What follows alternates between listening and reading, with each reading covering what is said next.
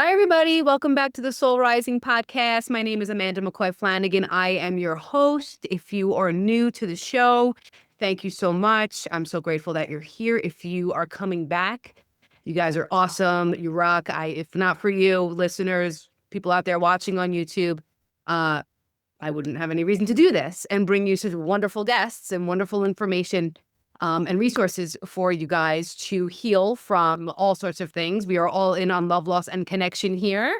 We do talk a lot about grief and death, but there are many other episodes that focus just on personal empowerment, on self-worth, personal growth. So we run the whole gamut of stuff here. But anyway, welcome. And today we have Rachel Stewart. She is amazing. My cousin sent me a link to her Instagram page like a few months ago. And I was like, oh my gosh, this woman is so great. And like, I felt like her connection to spirit, like instantly. And the work that she does is just so healing and helpful for people. I actually just got off of a retreat where I was helping people connect with spirit. And they were like, this has changed everything. Like knowing that my person is still there has just changed everything. Like their grief, it just, that's the transformation, the shift that happened. So when I saw Rachel doing this work, and the amount of followers that you have, by the way, I'm like, this is so cool because people are interested. People are attracted, right? They're like, they want more of this. So I'm really grateful that you're taking up space on Instagram doing that. But let me tell you guys a little bit about Rachel, and then we will jump into our conversation. Rachel Stewart is an intuitive guide, energy healer, and co-founder of 411, which is a healing collective born from unimaginable loss. In 2018, Rachel's life changed forever with the sudden passing of her daughter, Kenadie, at the age of 10. This devastating moment became the catalyst for her deep spiritual awakening, as it often does for so many of us. Feeling that traditional grief support systems couldn't fully reach the soul's depth of sorrow, Rachel turned inward. What followed was a profound journey into energy healing, angelic communication, and working closely with what she now calls her spirit team. Alongside her husband, Shane, she began receiving signs, particularly through the recurring number 11, which they interpreted as divine communication from their daughter and spiritual confirmation that they were not alone. This inner transformation birthed 411, a heart-led online sanctuary designed to support others navigating grief, spiritual awakening, and soul realignment. Rachel is a beacon for those who are sensitive, empathic, and seeking to remember who they truly are. We're very much aligned in the work we do, which is why we're Anita. So welcome to the show. How are you? Thank you. I am good. I'm good. Thank you for having me here. I'm really excited to talk with you. Me too. I'm really excited for this conversation. So I know that you just started a community, or you and your husband are working on creating a community for people. And I'd like for you to maybe tell listeners what that's all about, because I think people, like I was started to say before, are kind of craving this. Like they're sensing things they don't even like direction, or maybe they feel like, oh, I'm like this weirdo that like sees and believes in this. But the fact that like you're doing stuff like this and I'm doing stuff like this, I feel like it's normalizing things for people. So can you tell us a little bit more about what you're doing? Yeah, I love that you just said that, because my husband, being a part of this as well, he's a little bit more behind the scenes than me, but he knew from the very beginning that he was meant to be a part of 411 as well. And he said, no, I'm supposed to use my voice. And he's this kind of shy, reserved man. And he said that he knew he was supposed to, because he's a commercial fisherman by trade. He grew up in this small little farm town in Washington State where we were both born and raised. He's, I don't know, kind of a traditional redneck-ish. I don't even want to say that, but that's what I would say other people would probably categorize him. He rides dirt bikes, he fishes, he hunts, he does, those sorts of things. But he participates in energy healings and communications with our daughter across the veil, and is into all of this too. And he was like, if I can be into this, like anybody can be into this. And I love that he's showing up in that way for men and for, like manly men. He has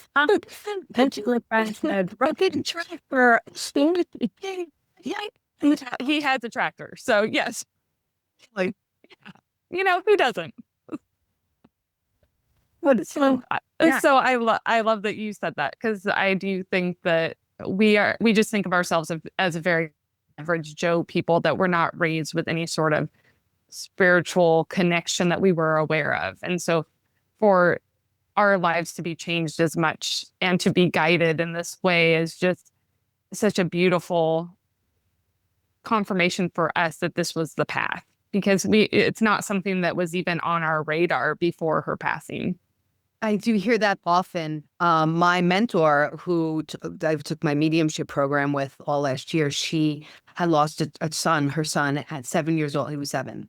And she said the same thing, that she was in like corporate America. She was just, going along in the regular world, doing all the things. And I guess, and you can tell us because I have not, and I'm very sorry for your loss. Oh, But thank you. what she said is that sometimes when children pass young, it's like the soul contracts, right, that we come in with. And when she started communicating with him, because she was like, where is he? Where is he? Right? Seeking him out. And then that's when the gift came to her, or awakened in her, I guess. She's always had it. He kind of told her, I had to leave in order to give you this gift to help people. And we agreed to this before. Like, that's what I think for people that have lost children. Some people who have lost their children that maybe are not in the place where you are, they might just be like, screw you, Amanda, click, I'm out of here. You know what I mean? Absolutely. It's that's a very, very painful thing to hear. And it doesn't really resonate in the early days. If people were to say, this was meant to be, this is the path that you chose, screw you. Yeah. Seriously. I mean, my human self did not choose that, and I'm living my human self life here. Yeah. So now I realize that my soul chose this path. And now that I'm connected more with my higher self and the rest of my soul team, I have come to fully accept that. It doesn't mean that the human side of me is not at 100% peace that I lost my daughter. I always say this is that if Jesus and Kenadie came down and were standing right in front of me, and Jesus said, you can have her back, but I'm taking everything that you've learned, all the lessons, all of the enlightenment, not that I'm an enlightened being, but all of the understandings that I've been shown and gifts. I feel like they're gifts that they're showing me. I will take those all away, but you can have her back. I would say, done, give her back to me. And so, excuse me.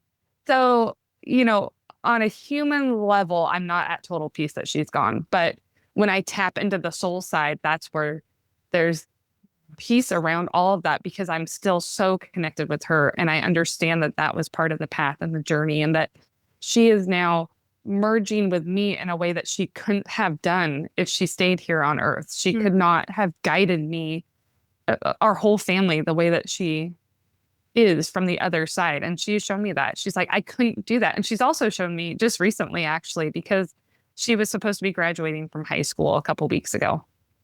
And that was a tough time to go through. Obviously, all the milestones are tough. And I was meditating as she showed up in a cap and gown. She let me see her in that way, and reminded me that I will get to see her graduate through her sister and through her brother. And, when their time comes, because she's experiencing everything through them. But she reminded me that she didn't need to graduate from high school. Mm-hmm. She told me she graduated from Earth School a long time ago. Well, I love it. Yeah, and I said, well, I haven't. That's why I'm here. That's why you're helping. And she said that, yeah, that's why I'm helping you. I still have a lot to learn, but we all do. I always say, David Prophet, if somebody show you, probably like, all right, Amanda, we've heard that 15 times. No summit of personal development, Yes. No. Like, and that's why I wanted to say, when I use that word enlightenment, it was like, oh, that's not the right word, because, I know that I'm not going to reach enlightenment while I'm here. I'm striving for more understanding, and I'm striving to raise my energy and my vibration and all of that. But I know I'm not going to become some enlightened being while I'm here. The second I cross over and leave this human stuff behind, that's where you are completely enlightened. But I'll keep working at whatever I can grow with while I'm here, through all the struggles and all the human junk and all of my mistakes and everything. I'm going to just keep trying to grow and learn and lean into, I keep one foot here on the earth as my human self, and then I have one foot on the other side where my daughter is and where my spirit team is, and I kind of like going back and forth and tuning into them and inviting them into my world, because they bring the magic and the peace and more love and all the things that I thought died with Kenadie. I didn't think that I was going to feel those things again, like pure joy. That I thought that went away when she went away. And so once I learned how to tune in and to connect again and to reestablish our relationship in just a different way, that's when all of those things that I thought were gone forever came back. That's when the light came into my very dark world. And she brought it. It's her light, and it's a beautiful thing to be a part of. And I'm just like basking in it. Like, I just want more and more of it, because it's where how the magic comes in. Oh yeah. When I'm connected to either my brother or any other soul that's passed in my family, or just when I'm channeling for people or whatever, that's when I feel the most alive. Like, yeah. I know that there is something to this and that it's real because I feel it inside. It's just like every cell just like comes to life, and I just kind of switch into like a different mode. Like, I become a little more spirit. I don't know what it is.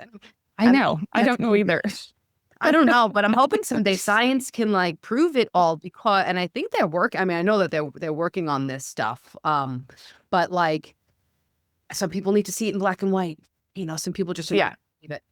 Well, I understand that, because I would say that I'm a pretty heavy skeptic in like a healthy way. Like, I want proof. So even when I started connecting with Kenadie and I was receiving these messages, I'm making it up. This is just what I'm hoping for. I just wish that I could connect with her. And then I would tell my husband something that she said to me, or that I saw, while I was connected with her. And he was like, that's weird. That happened to me today. And it was like, so she started bringing proof through that I could give to my husband, and I'd say something to him, and he was like, no, I did that today. I saw 3 frogs today. And I'm like, oh, that's why she showed up with 3 frogs in her hand. Things like that. And then it was like, maybe it really is her.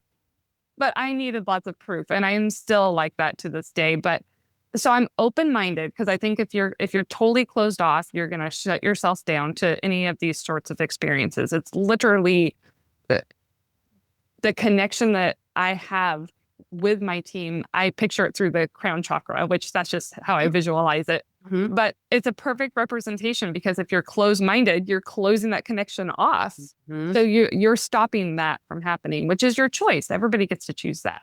So I'm not closed-minded. I am open-minded with some, like, you got to come through with proof for me.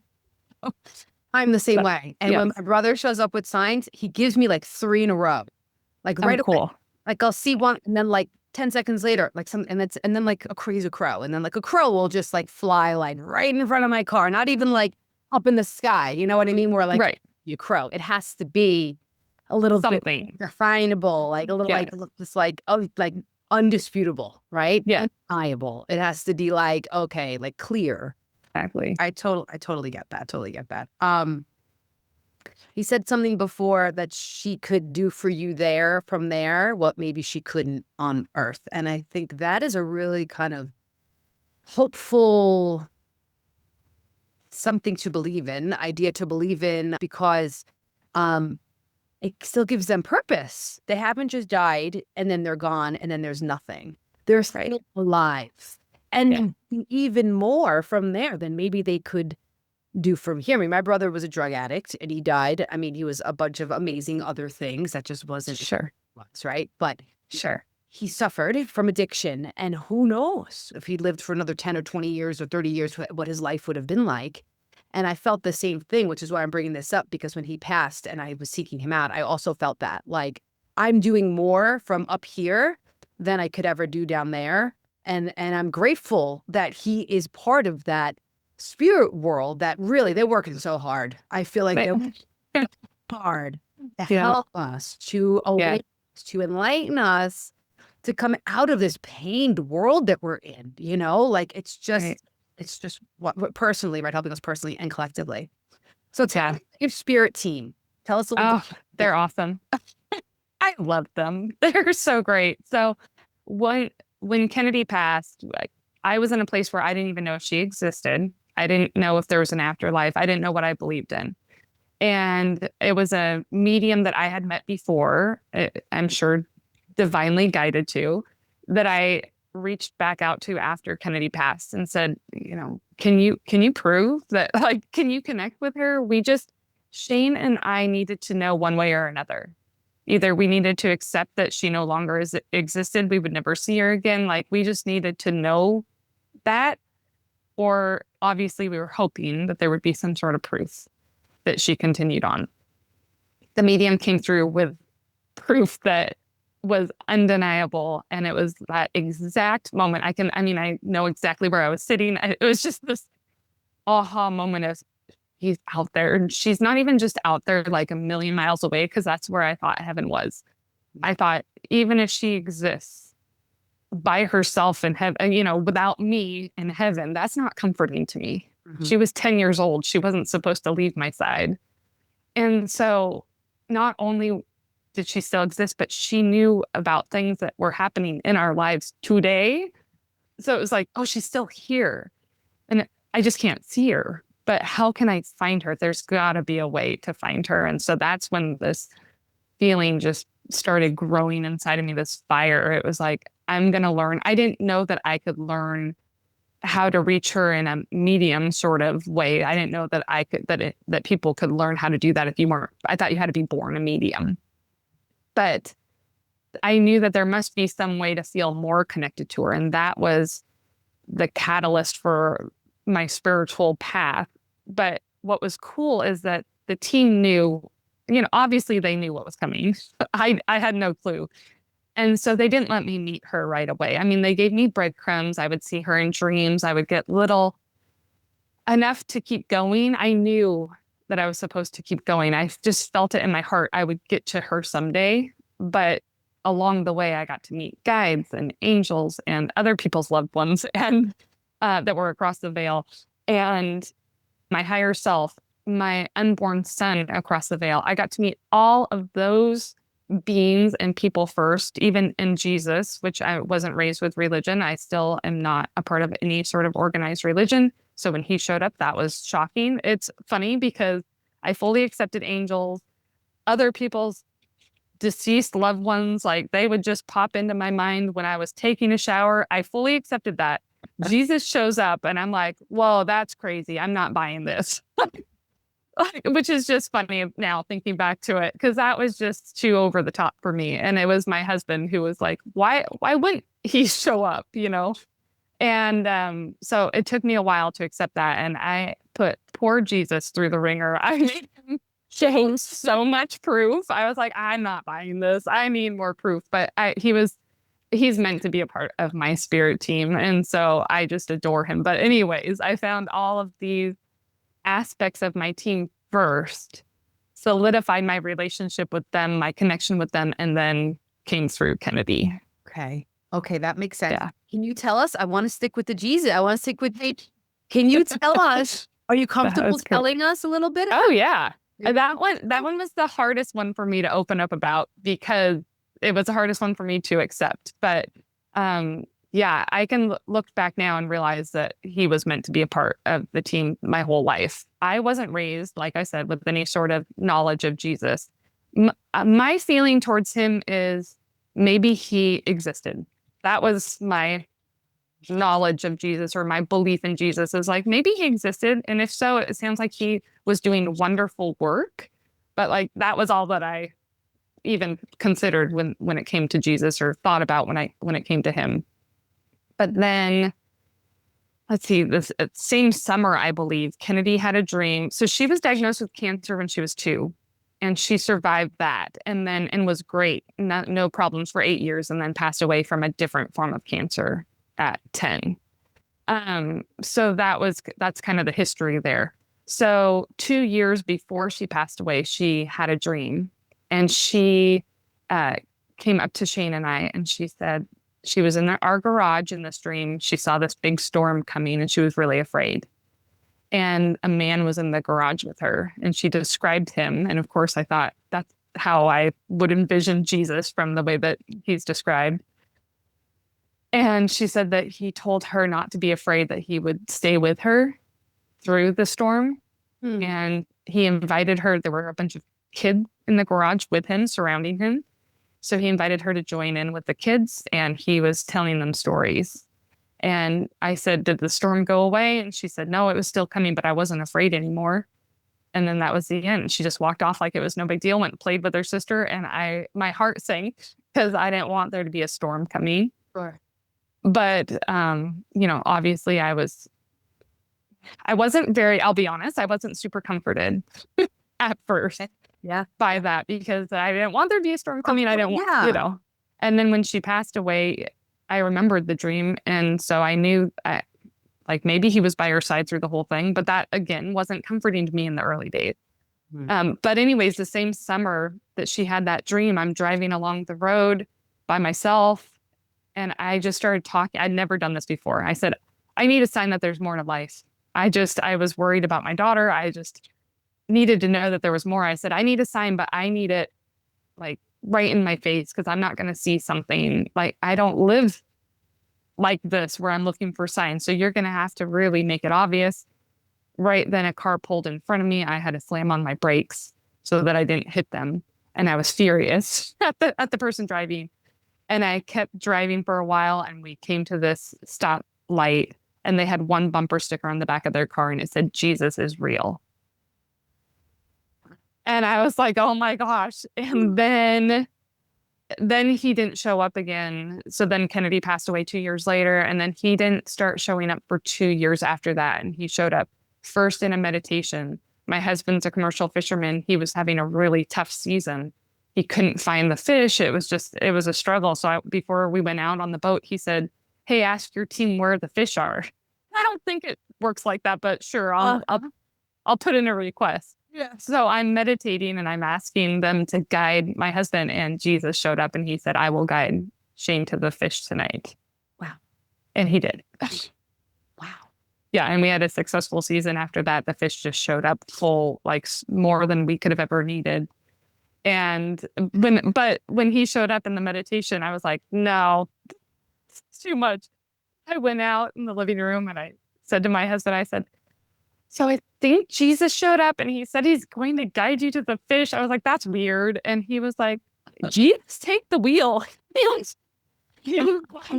Let him guide me. And so anyways, he was fully on board. He was like, why not? And then he started showing up in more meditations. He started showing up in the first energy healing that I offered through 411. I offered group energy healing and he showed up for that and then has participated in every energy healing since then. And his energy, I was used to the angel's energy, which is just so beautiful. But when he showed up, it literally knocked me back off of my feet. The energy was so intense. I had to stabilize my footing, but he showed me that it was his energy merging with me. And then a few days later brought along proof of that. And the last little Jesus, well, there's so much more, but I won't keep going. But my last little Jesus thing that I want to talk about is just that, I wasn't raised with him in my life, but there was this poem that my mom had, and it was Footprints in the Sand. And I remember reading it when I was a kid and telling her it was my favorite poem I'd ever read. And it talks about how this man's looking back at his life and his journey in his life, and he's talking with the Lord. And he sees these two, sets of footprints in the sand through his life. And he knows that Jesus was walking beside him. But through all the tough times, there's only one set of footprints. And he said, I thought you said you were going to be with me. Why did you leave me during the toughest times? And Jesus says, you misunderstood. Those were the times that I was carrying you. And I just loved this poem. And of course, that was me summarizing it. And I was meditating recently, thinking about Jesus, and I call the time after Kenadie passed the dark days. And I was meditating on the dark days and how it was so tough not having Kenadie in my life during those times or having Jesus in my life during those times. and he flashed a beach with one set of footprints. And I hadn't thought of that poem in 20, I don't know, years. And I knew instantly, oh, he was carrying me during that time. I just didn't know that he was with me and that Kenadie was with me. And the whole spirit team, that's just representative of, Jesus doesn't need to be a part of everybody's spirit team. That's not the point here. He was meant to be a part of mine. And I know that now. Do you think, I'm sure you're familiar with the Ascended Masters, right? Yeah. Mm-hmm. Sort of. Do you think, just intuitively, do you think that we all, part of our spirit team, have an Ascended Master? Do you think somebody kind of guiding the rest of the team, or?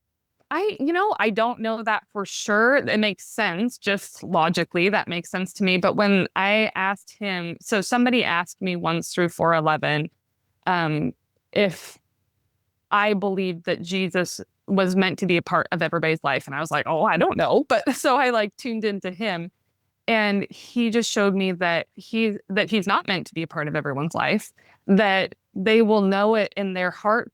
But if anybody asks, feels that connection in their heart and wants him to be a part of their journey, he's there. And that he even showed me that after they passed, so when people have near-death experiences, sometimes they see Jesus and sometimes they don't. And what he showed me is that that's part of the path too, that he doesn't have to be a part of anybody's path through their life, their afterlife, whatever. So I think we all have these helpers, these that are assigned to us, that we are meant to be a part of. But can I say that everybody has an ascended master? That I don't know, because I've never tuned into that question and thought about it. But it makes sense that there's, some sort of, I don't know if it's a hierarchy, but like someone that has more knowledge, more experiences, all of the things that they can help us with. That makes sense to me.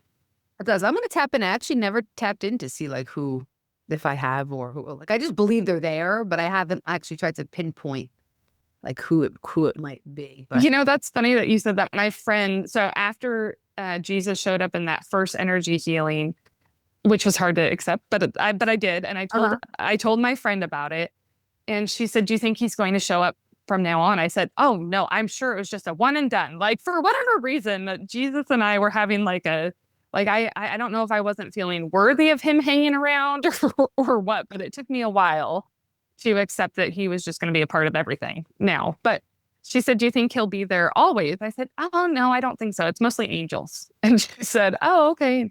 I said, but I've never tapped into if it's a specific angel that shows up more than the rest of them. So I said, yeah, I should meditate on that and figure out who it is. And we get done chatting. I think we were texting. And I went to meditate, and I love oracle cards, and I have a bunch of oracle cards that have different archangels in them.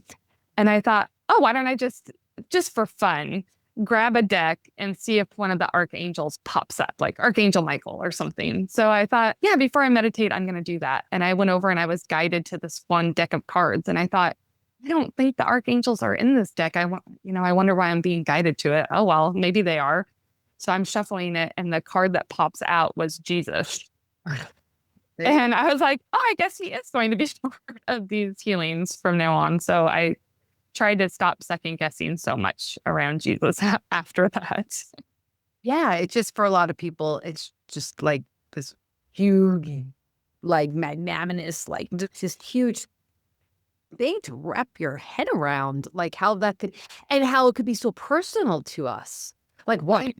Why me? Billions of people to take care of. Why be with me? But that's how he works. Right. Because he can be with everybody. It's not like I'm some, I'm the chosen one. It's that at all. That's the energy of oneness. It's that universal energy that just exists everywhere. So that's really, really, really cool that you have him there. I actually haven't ever tried to tap in. I don't know if I'm afraid, right? It's just powerful. So do you believe so I'm big on like, our energy heals, the collective, we're all one. And if we're all one, then I must have that Jesus or God or source energy inside of me. Yeah. I think a lot, like they touch on this in mainstream religions or an institutionalized religion with different scriptures, like where the hands and feet were made in the image of his likeness, stuff like that. Sure. I feel like they don't really drive home the power that we're like little, but my old therapist years ago used to call it big G, little G. Okay. We're like little G's. I'm from New York too, so it's kind of Right. I'm like big G and like the little G. Like, do you believe that we are like just a manifestation of Jesus and God, just put here on earth to do the work? What do you think about that? I do resonate with the word source. How people use that. I'm not afraid of the word God either. Probably maybe because I know that word doesn't feel right to people that have struggled with their belief system, that maybe were raised in a way that doesn't feel aligned to them anymore. I don't have that. So God, to me, I'm like, yeah, I'll use all of these words kind of I interchange with them, or have no problem with it. But source to me makes sense because, I kind of think of it as like the sun shining its light down on everything, and that life doesn't exist without the sun. This source, God, I think we are just all a part of that, and that we all are meant to be experiencing life through our eyes for different reasons. Mm-hmm. And I think that when we cross over, we stay, like, I will forever, this aspect of source will always be Rachel, and will always be Kenadie and Mila and Salem's mom. Do you know what I mean? Like, I don't think that the energy just merges back with source afterwards and that goes away. I think for all of eternity, this branch of source will always be me. But I think, okay, so how I see it is that my higher self, if you're picturing like my soul, the greater soul above me, one aspect of it has come down into the Rachel body. Mm-hmm. It's experiencing life in this way. But that's why I believe that reincarnation happens, but it's a different part of the same soul will become Bill, or has already been Bill, or whatever. But that Rachel will always be Rachel.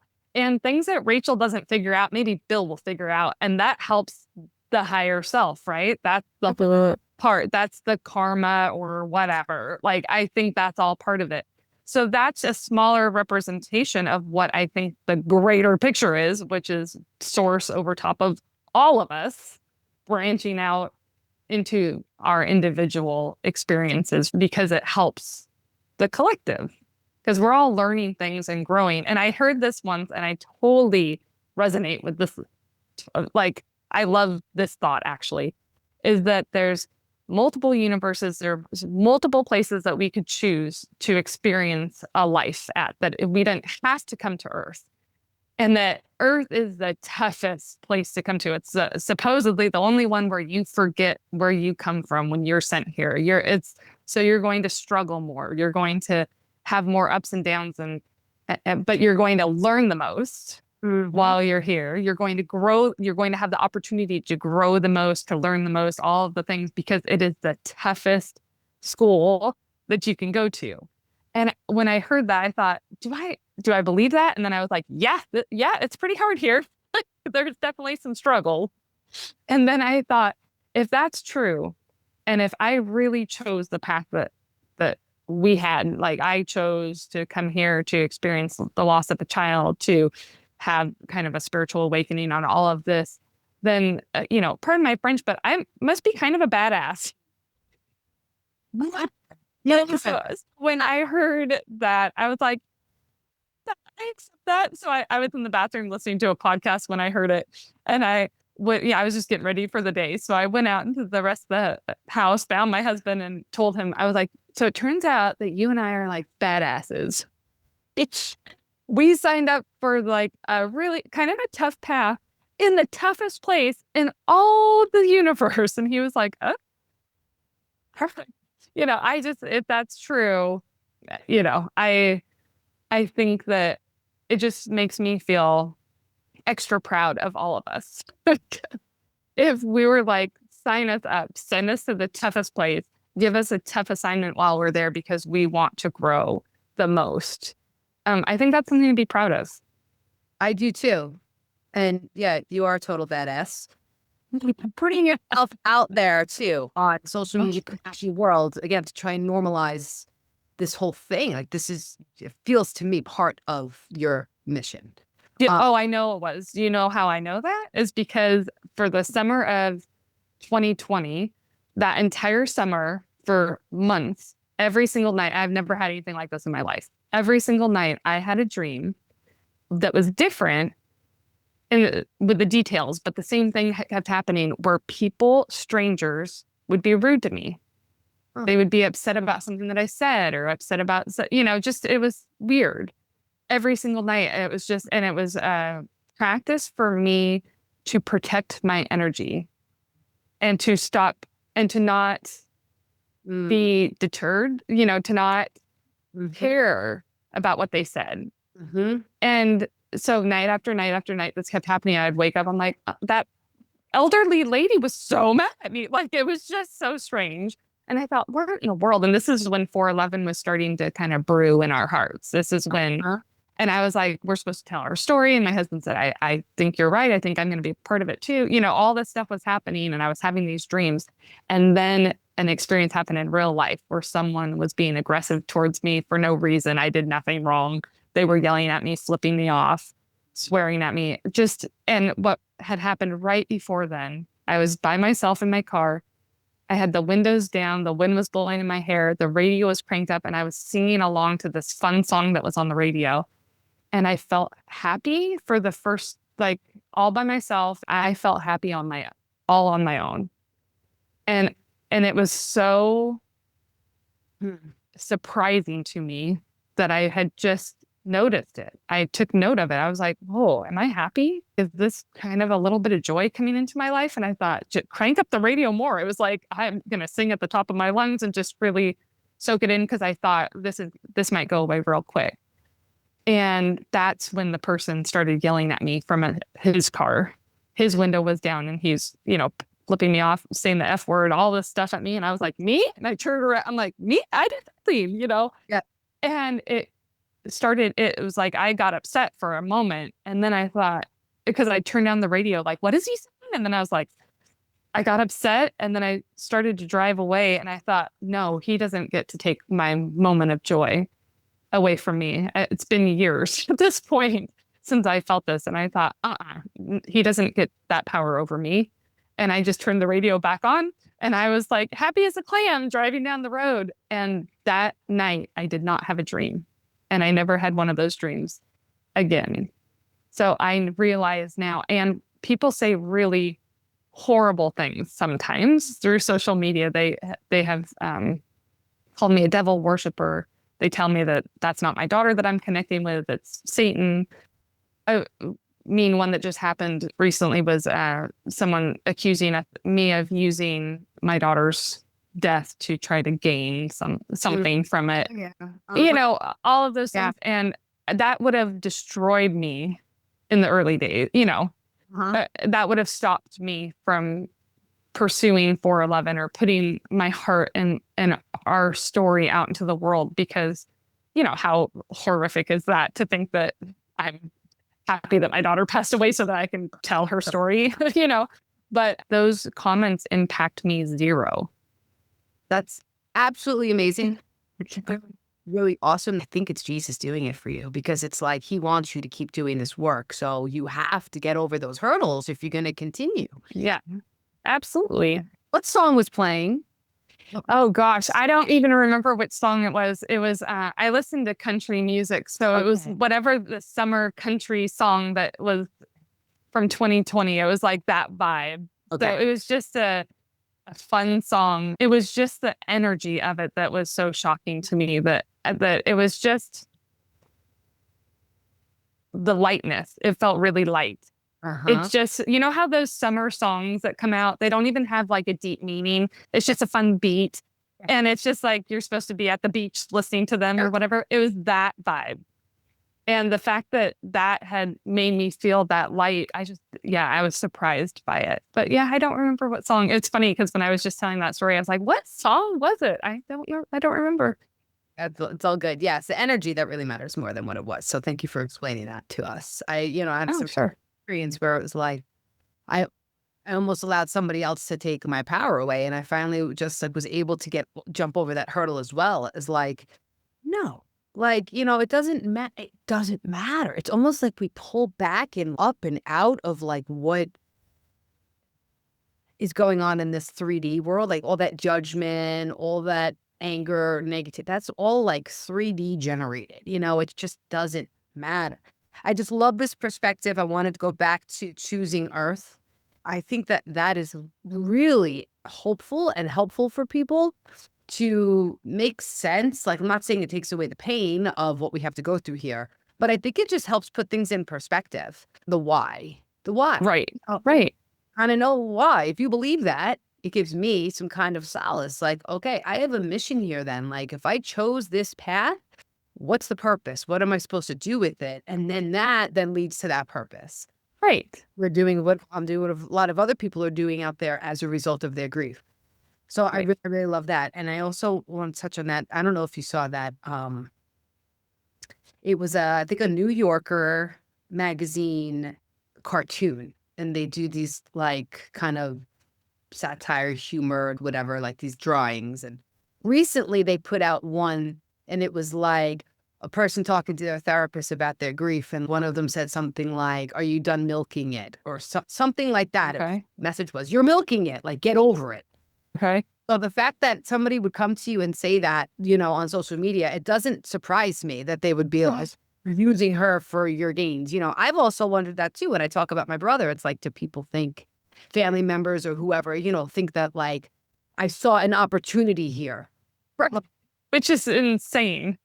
Like, yeah, Like what? Like just beyond me. And it's like what happened was the death, spirit world, whatever, compels me. It right. compelled me to do this thing, and social media just happens to be a thing these days where I can reach people, Right. give them that hope and help guide them through with these different ideas and perspectives like we're talking about. Yeah, I mean, definitely. And I know that this time in the world was the time that I was meant to be here because, I was shown and told that you're going to share your story. How in the world would I do that from this teeny little farm town in Washington State in any earlier time? Maybe you would write a book in the 80s or the 90s. And then before then, if you shared this kind of stuff, good luck.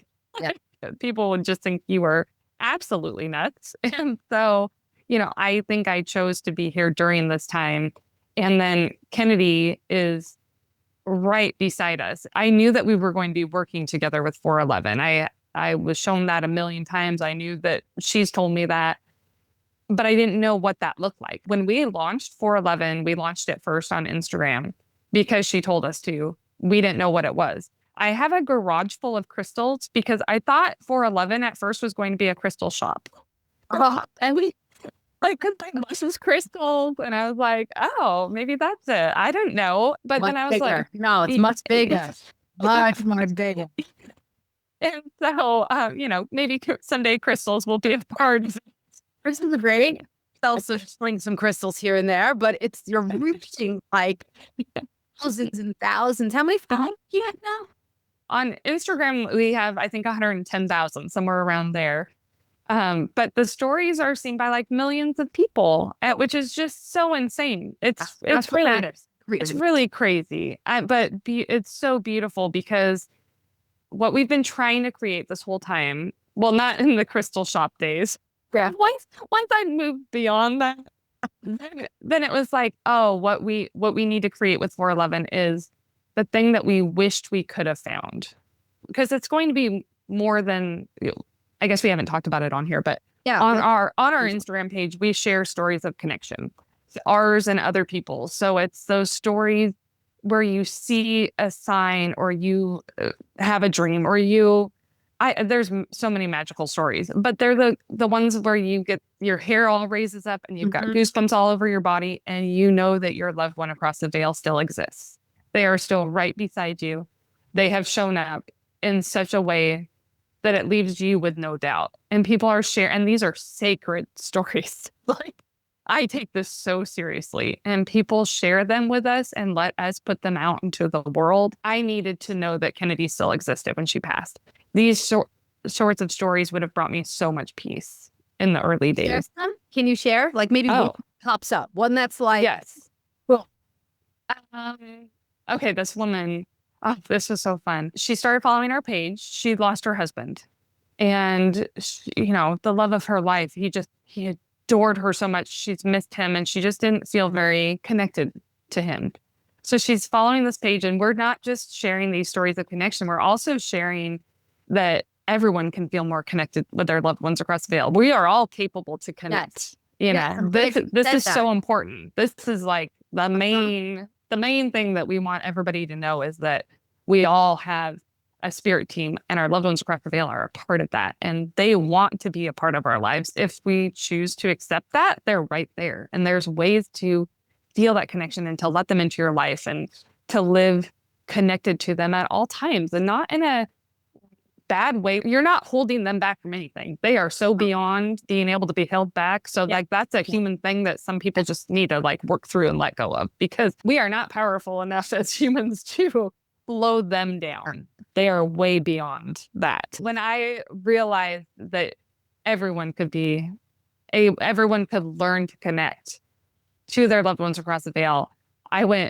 it was a medium, this really well-known Suzanne Giesman, really well-known medium. And she was a Navy commanding officer, military commanding officer, I believe Navy, high ranking, retired, not spiritual at all. And then her stepdaughter was struck by lightning at 6 months pregnant, passed away. And she was trained to become a medium and is now such a successful, well-known medium. I just assumed she was born with those abilities. So I'm reading this book, find out that she wasn't, and I tilted my head back. I was like, wait, can I learn? Can everybody learn? And my light started flickering above me in the chandelier, and I knew. And that's when I dove in. Evidence. You got the Yes.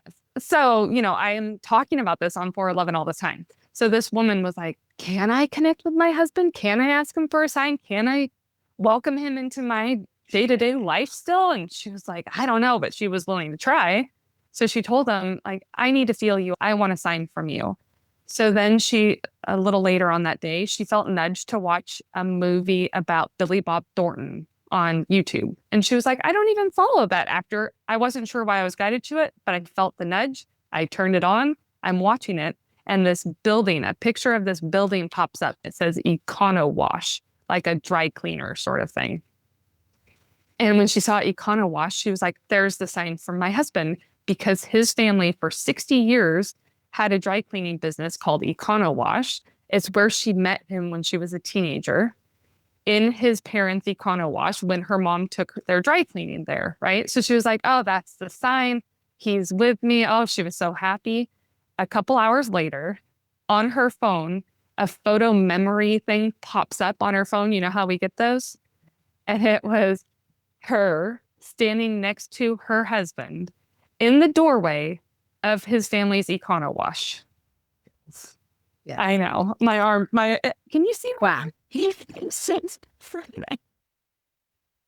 And she sent it to me and she goes, you opened up some sort of a portal between my husband and I, because she just never felt that connected to him before. And I was like, oh, honey, it's not me. I got nothing to do with it. I love that the message helped her open up that connection that we all have with our loved ones across the veil. Yeah, it's not us doing anything.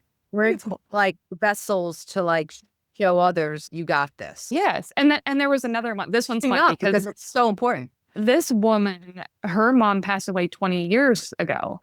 And she said, besides occasionally saying hi, mom, I miss you, that's as connected as she has felt in the last 20 years to her mother. and she's watching these stories on our page and she's listening to things that we're talking about. And she was like, gosh, I wonder if I could feel more connected to my mom. And so she's laying in bed this one morning, she's watching these stories and she thought, okay, I'm going to try. So she puts her phone down and she said she'd never done this before. Her husband would not be supportive. So she kept it to herself. She just said, okay, she closed her eyes. What sign should I look for? And she saw a cardinal and she was like, oh, that's too common. Never mind. She gets out of bed. She walks out to the kitchen. Her husband's out in the kitchen already. And he says, look at the cardinal on the back deck. And she was like, it's been 20 years. And she was like, she's still right there next to me. Yeah. I'm So like, what's important is the asking. Yeah. What you have to do is ask for it and then be open, like you were saying before, if you're open-minded and if you're, open to it. Right. And they will show up. They're waiting for you. Your loved ones are just waiting for you to seek them and ask them for these signs. So, like, Oh, they're so happy. yeah, like I'm so excited. I feel it. I could feel their spirit. Yeah. Mediums and what we do. They're so happy and elated when you offer them that opportunity and then see it. Yes. And they love when we share these stories about the connection. They love it. They have shown me, like, Kenadie was walking with this little girl across a veil. They were hand in hand. And they showed me, the little girl went up to Kenadie, grabbed her hand, and she said, let's go find my mom. And let's take my mom to your mom's page, because I know this is going to help her. And so they guided the mom to the post that was meant to find her, that was a sign that her own daughter had been sending her. And she sent me a message and she was like, this has helped me so much. Thank you for doing that. And that's when I got to see the whole scene. I was like, oh my gosh, they just worked together to get this mom to this post that could help her, except that her daughter was right beside her. And I said to Kenadie, I said, that's how you're helping us. I said, you're the messenger across the veil. Because, I was thinking of her spreading the word of 411. And she said, I'm not the messenger, I'm the shepherd. Oh. And I was like, oh. Wow. And I Googled, what exactly is a shepherd? Because I kind of knew, but like I wanted the specific details. And I'm like, oh yeah, she's definitely helped guiding. She's guiding them. And so we receive messages all the time that says, not only do I follow no pages like yours, so I don't know why your page would ever pop up on our feed, but the story that popped up is an old story that you posted about a father that did this or that. And my dad just did the same thing yesterday and it was his birthday and I dismissed it as a coincidence. And then your story popped up at the same exact day, time, and these are the connections that we're all having with each other. And it's just really cool to get to witness it because I get to feel that energy of like that woman's dad going, yes, she got it. She believes me now because he's been sending her signs. Another woman asked her husband for the last 8 years to send her a sign to prove that he was there after he passed. And she said he never sent a sign. And it's because she wanted a dream. But then when she saw a different story and it was dimes, and she was like, oh my gosh, he's been sending me dimes. Of course he's sending me dimes. And it made so much sense. It was his initials are TEN. It was like, so many, he passed away on 10/10 or at 10/10 or something, there's all these, and she was like, of course he would send me signs using dimes. And so now she's like, he has been there. Yeah. And so these stories are helping people like understand the new language because it is a new language and it takes a while to feel connected to it so that you can understand it. You can miss so much in the early days, especially when grief is really loud. And the new communication is really quiet. So it takes a little bit of time. You get those big aha moments, but the day-to-day connection that I have with her is very quiet. Yes, totally. I totally get that. I wrote down tech spirits. Yeah, spirits, and they have different tips. Like you're saying, Kenadie's a shepherd. Right. People that have the spirits. I would say people because I believe they're still alive. Right. Spirit has different gifts that they're just stronger in certain areas. So there are call on those tech spirits to help guide people to your page because I totally believe they have a hand in all of this stuff. Like, algorithm, right? Like algorithm now has thrown a wrench in my is this real? Did this, or was it listening? Did it pop up? Right. But Right. some things are just undeniable. Like there's like, Right. so I'm like, I was never into this. Why did I do that? Like Right. they're definitely still at work, even with that whole algorithm thing going on. They're definitely still there. Yes, I believe that. And and if I follow the nudges, so we launched 411, we didn't know what it was. For a few months we were doing things, and then Kenadie was like, you've got to start telling your story. Be more specific. Share the woo-woo story that you're scared to share. I was like, okay, because I wasn't completely out of the spiritual closet yet, and It takes time. It takes time. I'm just now getting comfortable talking about those. yeah, it does take some time. And so I thought, okay, so I put our story out there, and the first story gained 20,000 followers. Wow. Yeah.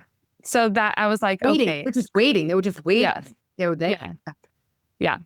So, which was just confirmation for me that like she is really going to be a part of everything and help us. And it's been beautiful working beside her in this new way. It like just gives so much purpose to my life, and it feels good.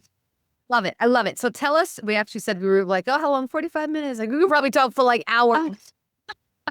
We need to cut it off. I know it's a push.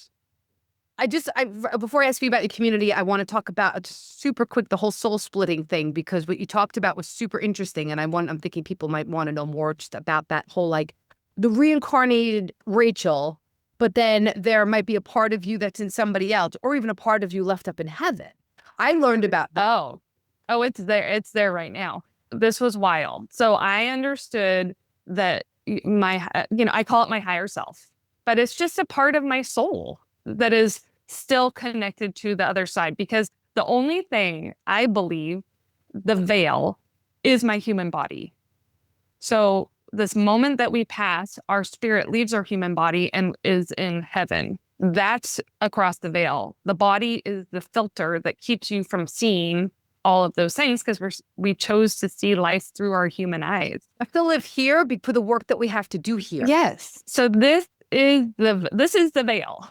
So when I tune into my higher self, that is outside of the veil. That is beyond my body. That's where the rest of my soul is. That's where all the spirits, angels, Jesus, Kenadie, that's where everybody is existing, but so am I.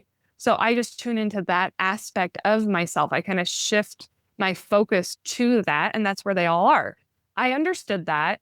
I visualized that. I have totally accepted that. But what I didn't think about or see that happened when my one of my really good friends' fathers passed away.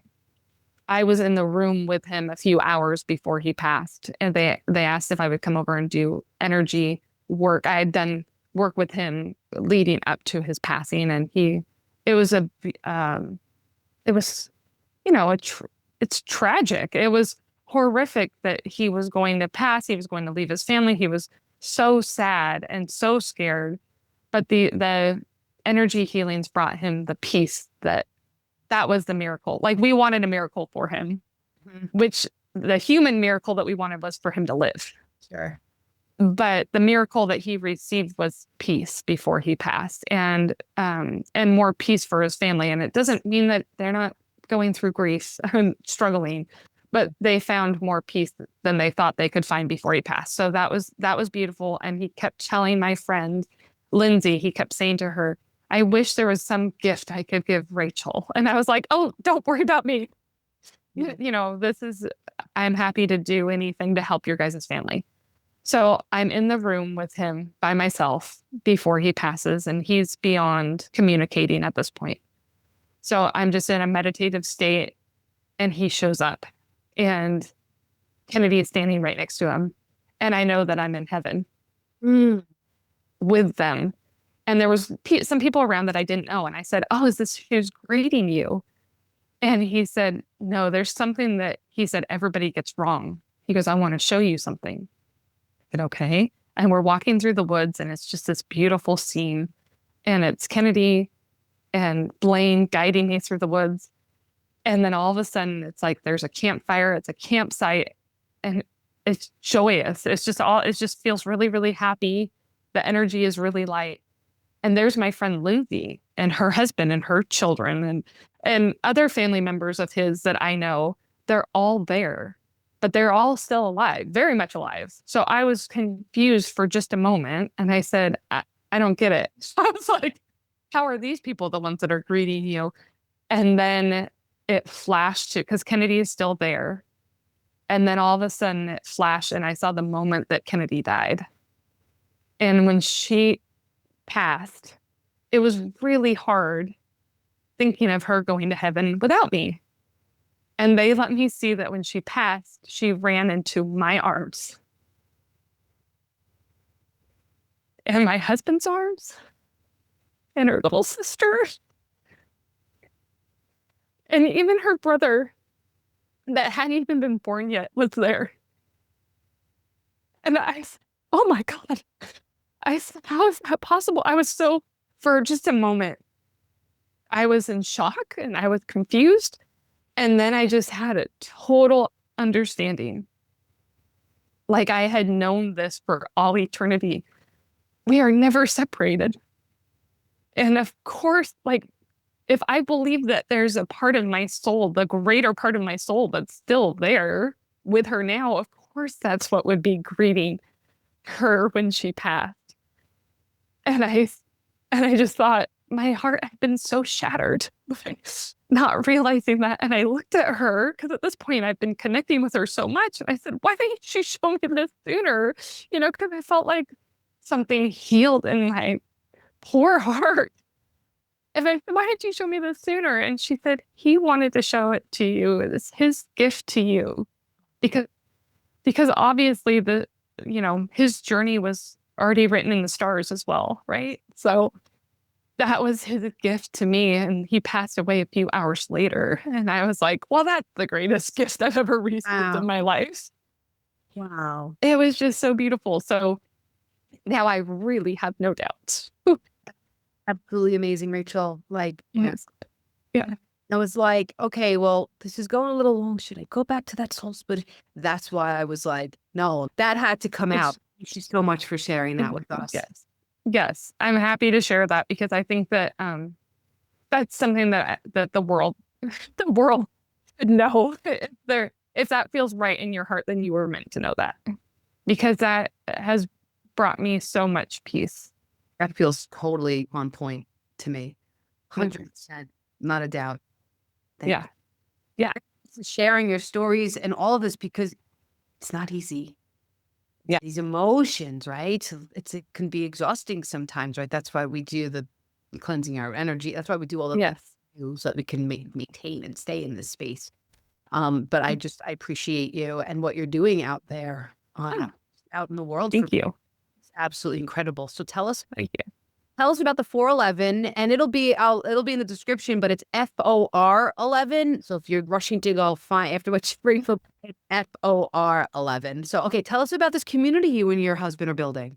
Oh, we're so excited. So we're just following the nudges. We're just following the guidance from our daughter Kenadie and the rest of our team. And it was like starting out with social media. And so we did that. And now we're creating an app, the 411 app, but you can find out about it on 411together.com. So FOR, the number 11 together.com. And you can join I'm not sure when this is going to air, but right now there's a wait list for the community. You know how I was telling you earlier that we want to create the thing that we wish we could have found Yes. when Kenadie passed? I think that's what this is turning into. So the 411 community is going to be where we can, every single thing that we have learned since her passing that has helped us. So I've, become a archangelic light energy healer, and I work with Jesus and all of that. I can put that into the community. People can participate in that every single month. And so, I'll get to do that, and I'll get to do, show other things that I have, other tools that I've found, other ways that I'm creating a course right now showing people how to live connected to their spirit team, how to let the magic come in. I'm almost done with this course, and that's going to just be a part of the community. It's just going to be inside of there. You don't have to go on there and pay more, and it's just going to be all of it. Then I'm going to be inviting other people, like mediums to come on and do gallery readings for the people, and other energy healers and other sound baths people, and just anything that can help people along their spiritual journey or just along their life journey, because we all struggle with ups and downs. So this is a place where you can go and try things out.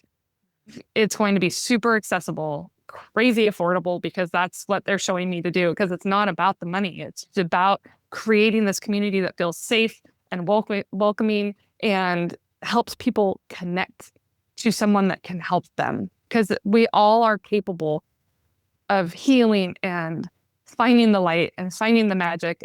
But how do you do it when you feel alone? It's like, I was so alone. And so I don't want people to feel like that. So that's what this community is about, is so that we can all come together and walk the journey together. Amazing. And I wrote raising frequency, and it's really important because I circled it like a million times because that's like my whole mission, is to help people raise their frequency, right? And so connecting with spirit, that's that aliveness we were talking about earlier. That every cell in our body lights up and vibrates and just feels something, right? That's so funny. Oh, sorry. Go ahead. Keep going. So what you're doing and why I wanted you to be on the show is because it's my mission is to help raise the frequency, which then is going to raise the frequency of the planet and help the collective. Underneath all of what I'm doing is about, I'm not like I'm going to save the world, but while we're here, maybe we can enjoy, like, we are part of this new earth, right? Helping people, ushering people into the new earth. And and it's just clicking now that, like, having people have these experiences, that's raising their frequencies. It's just another way to do it. Yeah. And, it's funny that you circled that, because I forgot to mention that. When we first launched 411, we started doing this thing called Better Days, and that is going to be within the community as well. And what it is I got to a point where, like, I had to go through the darkness. I had to go through the grief. There was no way of numbing it. There was no way of skirting around it. I had to feel every ounce of it. And I did, fully. And then I wanted to feel better. I got to the point where I was like, okay, I accept that my life has felt pretty crappy for a while, but I'm kind of ready to not feel so crappy, and had no idea how to do that. I didn't know how to raise my vibration. I kept hearing that term, raise your vibration. I thought, well, that sounds easy, but, like, how do I do it? And then I just felt like my team guided me to different things that were helping me raise my vibration. They had to be pretty simple, because I was coming from a really low, dark place. So it couldn't be a lot that I needed to do. It had to be simple. So it's these simple practices. So people started reaching out to us on 411, like, you seem happy. Like, I feel your energy. Your energy feels light. I don't understand how you could possibly feel like that after what you've gone through.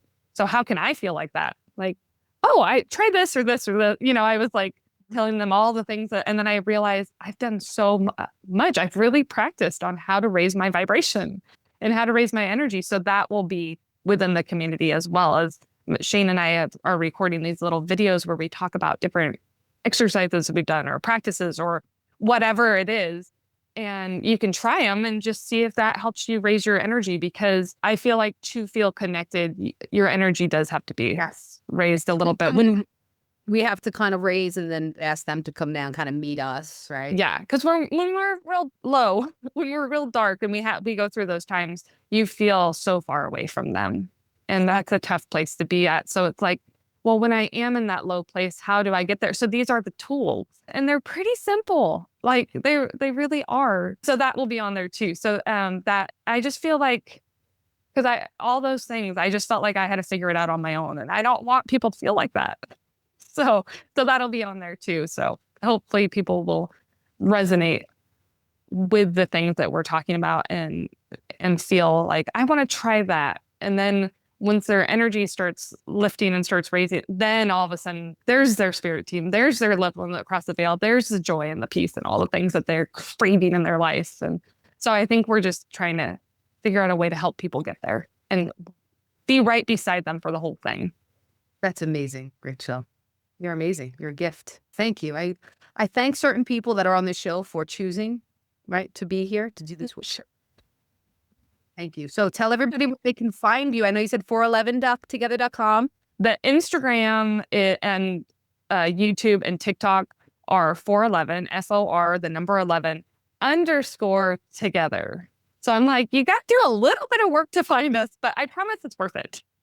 You just put an SOR11, it'll pop up. Is it? Now that it'll pop. I mean, it pops up for me because I've searched you before, but I think that's okay. big enough that it's unique enough. But I also, I'm Okay. looking at your logo here, the sun. And so I usually take my Soul Rising podcast mug down here with me, but I chose to take my Soul Rising Retreats mug and look, the sun. It's the I love that.